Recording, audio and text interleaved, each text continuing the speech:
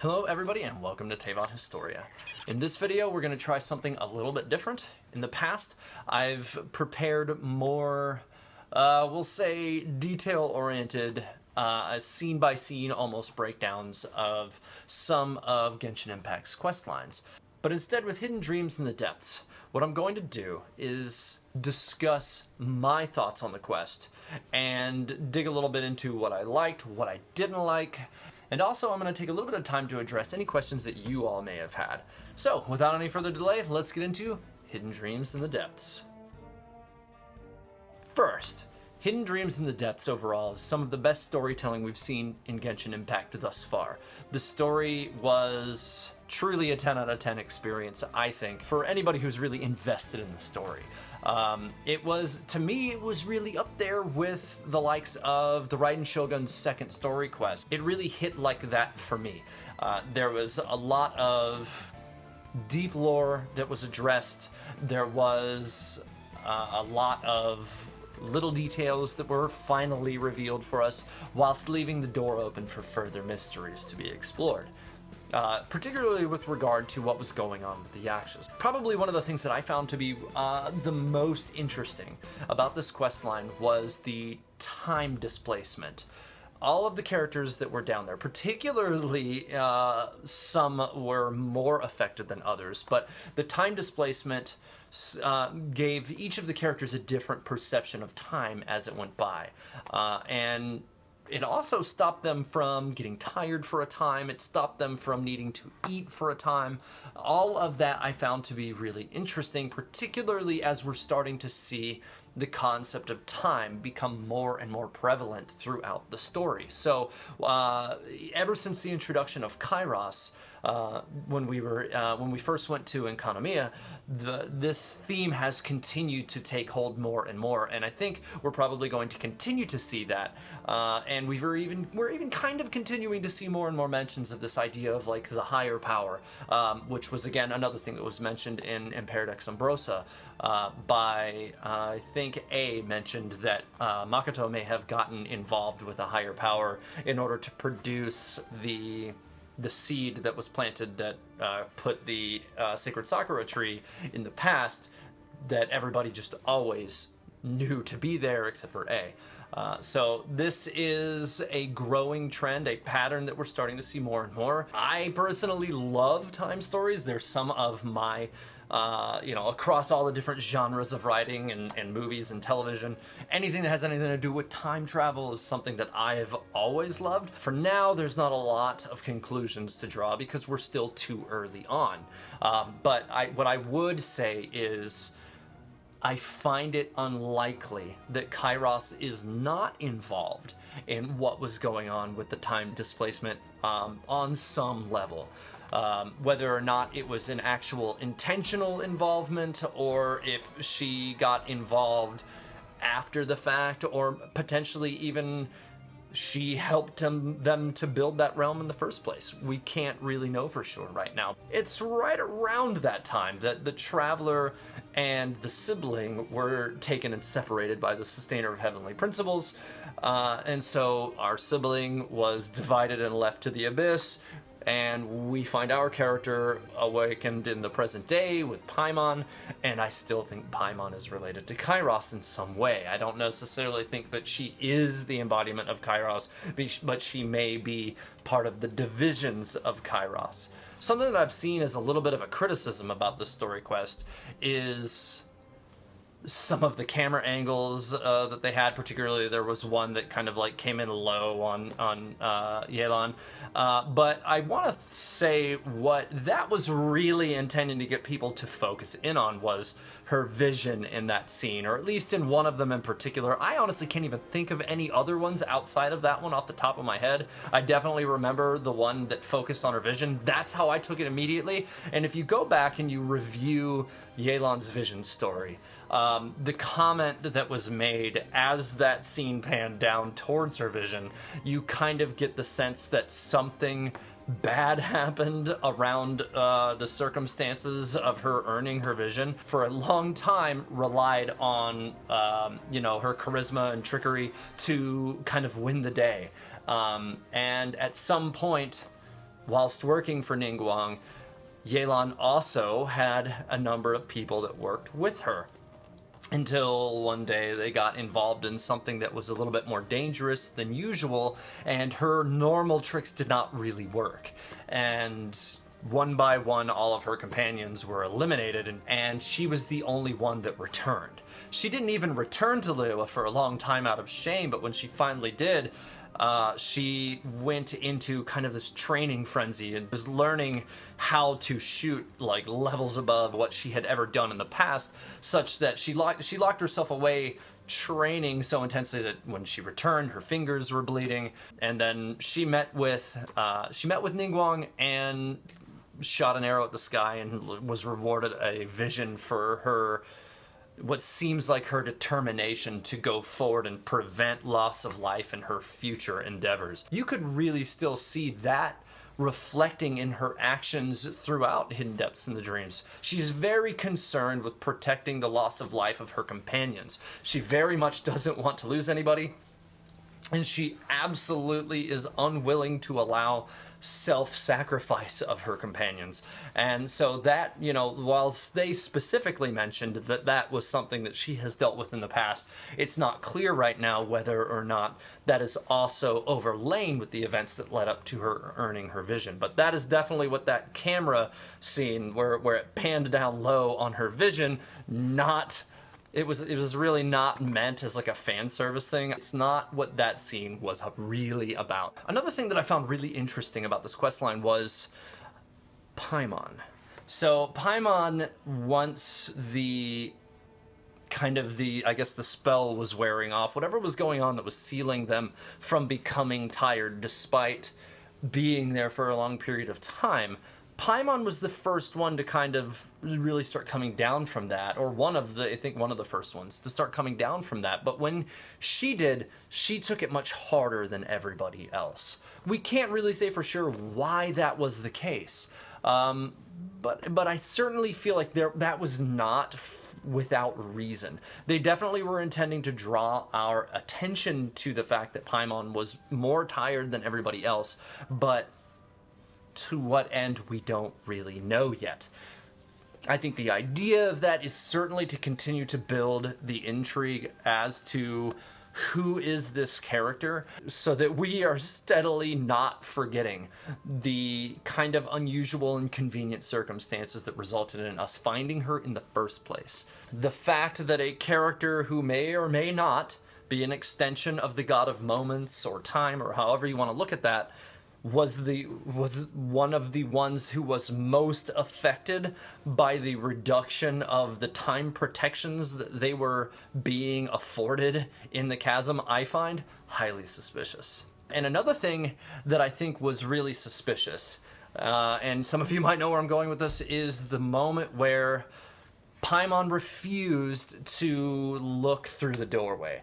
They would one by one look through the doorway and be shown some of their greatest fears, and Paimon refused to look through that door. I can't really say that I feel that it was Paimon intentionally trying to hide her fears from everybody, because I really don't think that Paimon knows much about her own circumstances. I really don't. I think that the character herself is innocent, and I think that there could be some level of like amnesia or something like that at play, but really we'll have to continue to wait and see where everything goes. Really suspicious though. I think it was done, it was made as a choice by the writers to not show us some point of Paimon's past, something that she fears, just because that may be something that they're just not willing to reveal to us. This could be, like I said, an amnesia or a repressed memory type situation. For now, we don't know. We're gonna have to wait. So another thing I thought was quite interesting, maybe it was just kind of a throwaway mention, but they did state that there were many more than 5 Yakshas at some point in the past. And they have not really verified for us whether or not that extension of the more than 5 Yakshas still exists today. We know that Xiao, as one of the 5 guardian Yakshas, is still around, but we don't know if any of the other ones are still around. I think that could be really interesting if they continue to explore that as a concept. If they are around, then we could potentially see other playable Yaksha characters in the future who also have potentially really interesting power sets and appearances. These characters frequently have horns, or in Bosacius's case, multiple arms. These are characters who definitely have an otherworldly kind of approach, especially, again, if you look at all of the Guardian Yaksha characters. So there's a lot of room there for very interesting, unique character designs to be brought into the story. Who knows if we'll see any of them, or if any of them are still around. Hopefully they are, but again, time will tell. One of the things that I touched on a little bit a few minutes ago is this idea that Yelan was very uncomfortable with allowing self-sacrifice. And this is something that Xiao was ready to step into almost immediately throughout the questline. Once he was actually brought into the core group of characters, he was pretty much immediately willing to lay it down to help everybody else get out. And it's one of those things, this is, very much like this idea of very wearied old warrior. He's ready to be done. His life has been full of suffering, and he's got dark memories that he can't really deal with, and this is his way out. He can save everybody else, and then he doesn't have to deal with any of this stuff anymore. And he was kind of looking for that reprieve, almost like he was happy to do it and happy to end everything. And at the end, it almost did still seem like he had found peace with not having to give his life, even though he still certainly tried. Which, if I'm being honest, even though I've gotten a lot of requests to go back to live streaming some of the quest lines, I'm quite glad I didn't stream that one, because almost broke me. I don't mind saying it. There were some portions of that quest where, you're watching it happen and you're like, so yeah, there were definitely quite a few times at the end where I was a little bit afraid for Xiao. Particularly the last moment where they were ascending back to Liyue from the chasm, or the belly of the chasm, and Xiao attempted to sacrifice himself upon realizing that their original attempt, their first attempt, was not going to work. And he just banished everybody else off of the platform, back to Liyue, and just accepted his fate. And he still somewhat questioned whether or not he was worth saving. Obviously, there was no question to it that Morax thought that he was worth saving. So to me, the fact that Morax did that, even though he will not own it, I feel like that's another one of these protection moments. He can't let everybody know what happened there, probably due to the contracts that he has that says that he will not speak of the Cataclysm era, but also this is vaguely related to that, so maybe this is just a plausible deniability kind of thing. Like, if he doesn't take responsibility for it, then, he can continue to play ignorant with having had any involvement. You can be sure that he would not have done that without reason. Getting Morax to finally talk about what happened during the Cataclysm, I think, is going to continue to be difficult, but it's going to pay dividends at some point in the future, because he definitely has a different view of that time, and it's definitely something that seems like it helped to really temper his personality as we know it today. So I would love to see his account of what happened then. Okay, so now just to get into my overall takeaway with the quest. I loved this quest. In fact, I would give this quest a 10 out of 10. Absolutely amazing. I love it. I have one thing that I didn't like about it that I will touch on here in a moment. The most emotional quest I think that we've had since the game came out. I'm kind of a sucker for that stuff. It had time travel, so it hits the check marks for me on that, or, well, time displacement at least. But the entire end was such an absolute roller coaster once the cutscenes began.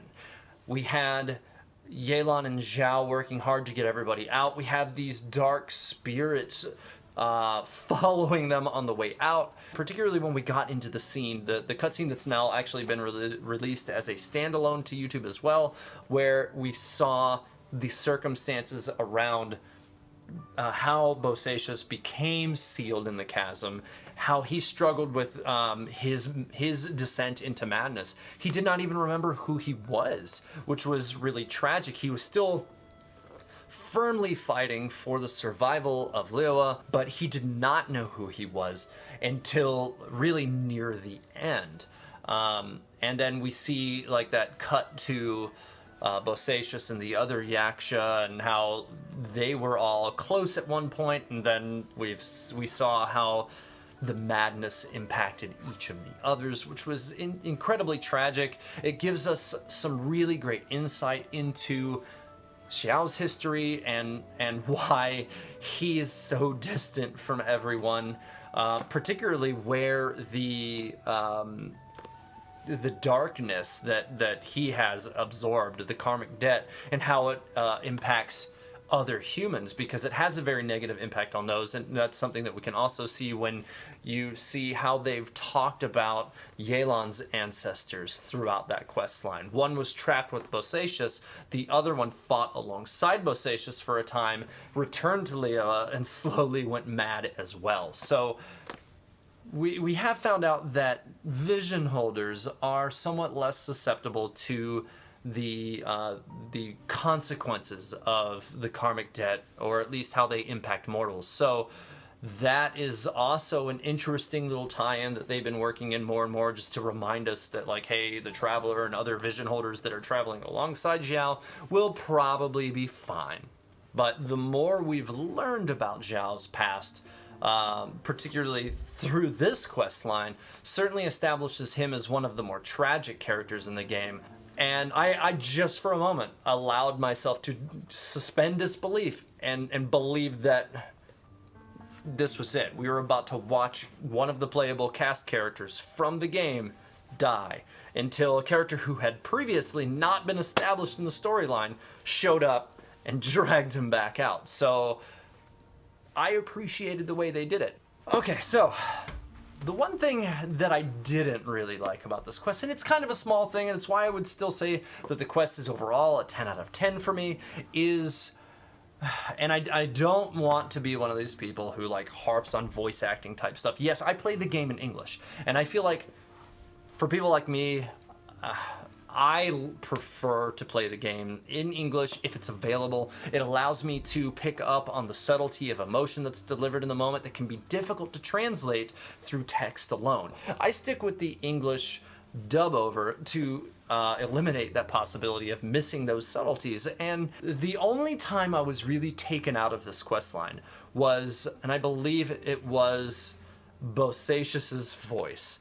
The whole moment where he's getting into having lured all of the Conrian beasts to the belly of the chasm, that voice just doesn't work for me.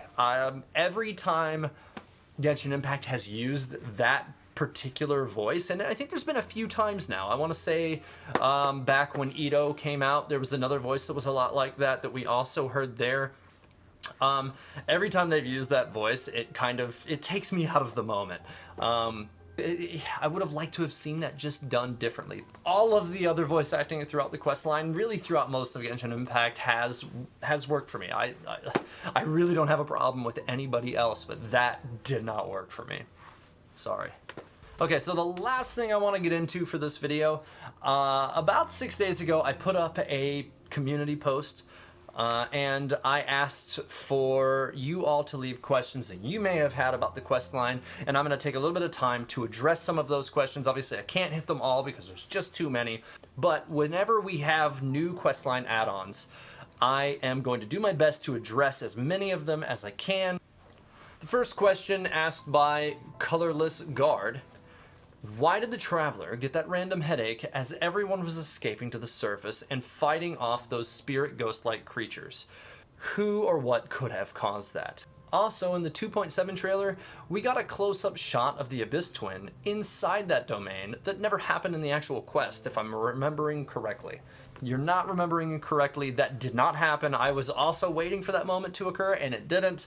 There was also a weird, kind of like a visual issue at one point in the quest where the screen kind of went awkwardly blank and dropped through the floor for me.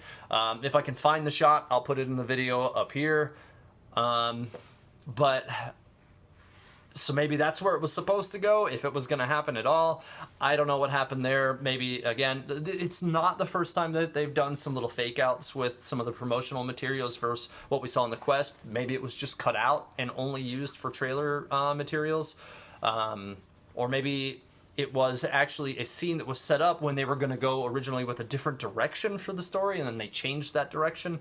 It's hard to say. But to the first part of the question, which was, why did the Traveler get the headache? So this is one of the things that I've actually gone into in depth in one of my other theories, which is the hidden elements theory that I covered, which is the idea of light and dark in Teyvat. Something that I've noticed is whenever the Traveler is exposed to darkness for prolonged periods of time, they appear to have a negative effect on them. Usually it manifests itself in that visualization of a headache for the Traveler. And so I think that is what we were seeing there again, as those dark red creatures were all spiraling and approaching the Traveler and everybody else on the platform while they were rising back to Liyue. That darkness was coming close. I feel like this is what happened to the sibling. And this is why the sibling is so much different than our Traveler today. She was, well, for me it's Lumine, but the sibling was overcome by the darkness. They're still kind of themselves, but their motivations are different. They have the best intentions, but they no longer kind of understand the subtlety of right and wrong when trying to actually enact their plans. And so I think we're seeing our Traveler, I think, struggling with the same things that have taken the sibling. So this is, I just think, another instance of that.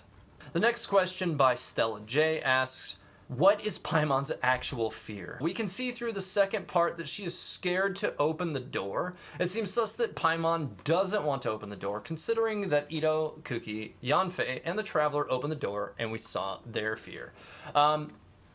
We don't know. I can't say with any assurance what Paimon's fear might be, but I do think, I mentioned earlier in the video, it's very possible that Paimon doesn't really know the truth of her own past. Or maybe she does. And she's just not ready to go through it again. And, you know, if that is the case, and she's intentionally hiding that past from everybody else, to what end is the purpose for that? You know, for one, like I said, it could be she just isn't ready to relive it and talk about it with everybody else. She may just not want to have to drudge all that stuff up with the Traveler at all. She may be invested in hiding that from the Traveler.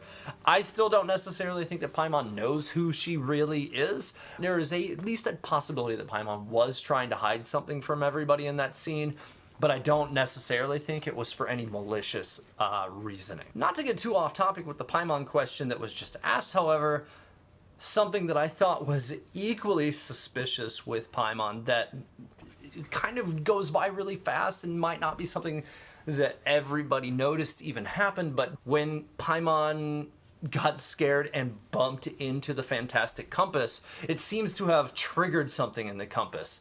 And this is another one of those things that I think is a strong indicator that Paimon is tied to Kairos in some way. These ideas that time objects are related to Paimon. You know, again, there's even, as many people have been pointing out for a long time, Paimon is the only thing that's still moving on the what is essentially the pause menu in the game when you open up the options. And so whether or not you can consider that canon is a whole other can of worms, but it's hard to deny that they would have chosen to have her kind of moving for no reason.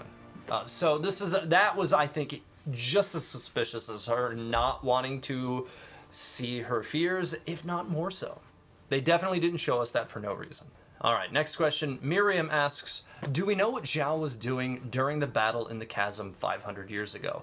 No, we don't. So far as I can tell, we have not been given really any hints to what Xiao was doing at that time. I think it's easy enough for us to assume, however, that he was fighting the Dark Beasts of Conria along with the other Yaksha, if any of them were alive, or possibly he was just him and Bosacius were the only two left. Maybe Xiao was defending Liyue more directly, mopping up any of the stragglers, whereas Bosacius was involved in getting them to the chasm and isolating them there.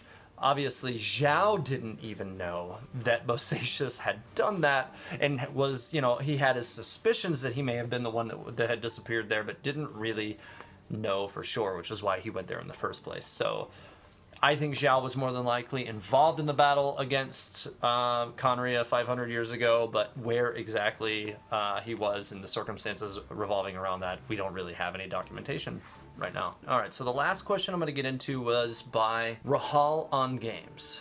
The whole place was mysterious. What created that place in the first place anyway? Also, what are those human specter-like things? The idea that this place exists is again a strong indicator to me of Kairos. These convenient things that just happen to be there for the people of Teyvat when they needed them to ensure their survival into the next era. Kairos seems to be behind the scenes, pulling the threads of fate, as it were, to help ensure that everyone continues to thrive, that humanity can push beyond this, because it seems like 500 years ago all of humanity was supposed to die and everybody was going to be consumed by that darkness, and we're starting to find out that there are just some really convenient things that happened. For Liyue, it was the chasm. For Inazuma, the sacred sakura tree filtered the filth of the dark beings from Conria, so that that whole problem would be absorbed through the roots of the sacred sakura, which is why the cleansing ritual ended up being so important later on. These very convenient injections into the past, we'll say, are what allowed humanity to persist. I think it's undeniable that Kairos was involved in some way. What were those human specter-like things? Like I said earlier, as I discussed, and I think that this was also mirrored by some of the others who were discussing underneath this question, that the specters that we were seeing as we were attempting to escape the belly of the chasm were actually manifestations of either the karmic debt or just a physical manifestation of the Conrian people, like the evil Conrian souls that were trapped there after the fact. So, and this is not to say that the people of Conria were evil, it's just to say that once they were taken by the darkness, that's what remained of them. So I do believe that these were supposed to be physical representations of either the karmic debt or the dark Conrian forces that were trapped there. All right, so that is going to do it for this video. Hopefully everybody enjoyed it. If you'd like for me to prepare videos like this on future questlines, be sure to let me know in the comments below, and I will make sure to try and get those out as soon as possible. I am running a little behind on some of my video productions lately. As you've probably noticed, my videos have not been releasing at noon on Sundays. They've been kind of more like late in the evening, or like last week I didn't even have a video because I've just been too busy. I'm kind of combating a bunch of things in the real world right now and just kind of trying to make it all work the best I can. I'm still here, I'm still making videos though, so you don't need to worry about that. I am considering doing a video like this for Yelan's Story Quest, and if you'd like for me to do that, let me know as well, and I will see you all in the next one.